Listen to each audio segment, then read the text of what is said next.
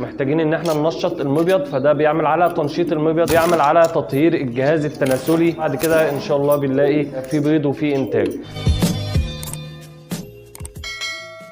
بسم الله والصلاة والسلام على رسول الله. السلام عليكم ورحمة الله وبركاته. ازيكم يا جماعة، عاملين ايه؟ يا رب دايما تكونوا بخير.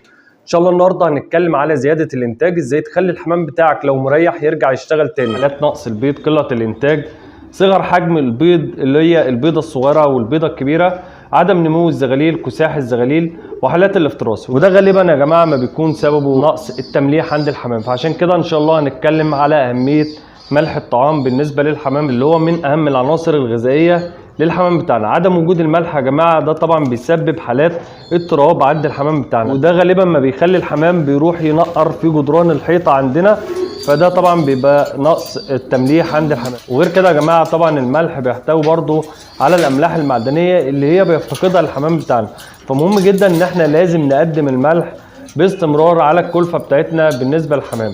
ده كده يا جماعه طبعا هيخلينا ان احنا نحد من حالات الافتراس اللي هي بتيجي ما بين الأصوص الكبيرة والأصوص الصغيرة، اللي هي طبعا بتحصل حالات التشاجر ما بين الذكر والنتاية، أو إن هي تحصل حالات تشاجر أو افتراس بالنسبة للزغاليل اللي هي الصغيرة. ده بيكون غالبا نقص ملح الطعام اللي احنا بنتكلم عليه. طبعا بيحد برضو من انتشار الكساح اللي هو بيجي للزغاليل. مهم جدا ان احنا لازم نقدم ملح الطعام ولو مرة واحدة بس على الكلفة بتاعتنا اثناء ما بنكلف الحمام بتاعنا. هيساعدنا على زيادة الانتاج، هيساعدنا فعلا على نقص البيض.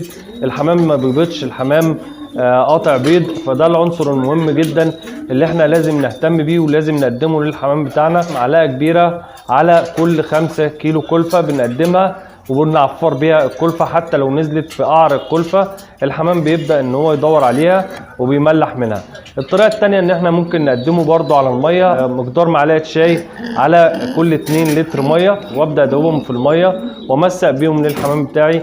ولكن الطريقة الافضل ان احنا نعفر بيها الكلفة. ولو انا بشتكي من ضعف ونمو الزغاليل لازم اهتم بتعفير الكلفة من طبعا البصل بودر والثوم بودر.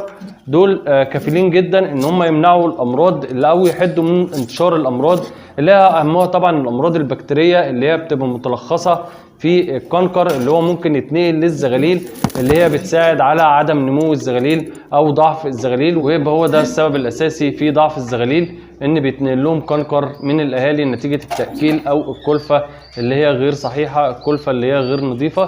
فعشان كده ان انا بعفرها بالبصل بودر والثوم بودر. الحاجات دي مهمه جدا بتساعد طبعا على نمو الزغاليل وضعف الزغاليل اللي احنا بنشتكي منه.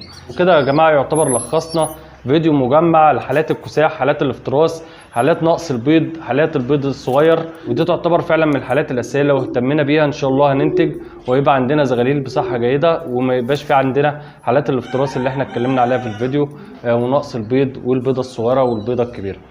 اسف جدا على الاطاله في الفيديو، ورب كده اكون قدرت اقدم ماده مفيده لحضراتكم. ما تنسوناش بقى في نهايه الفيديو باللايك والشير والاشتراك في القناه، ويا ريت تفعل زر الجرس لتصلك كل فيديوهاتي. والسلام عليكم ورحمه الله وبركاته.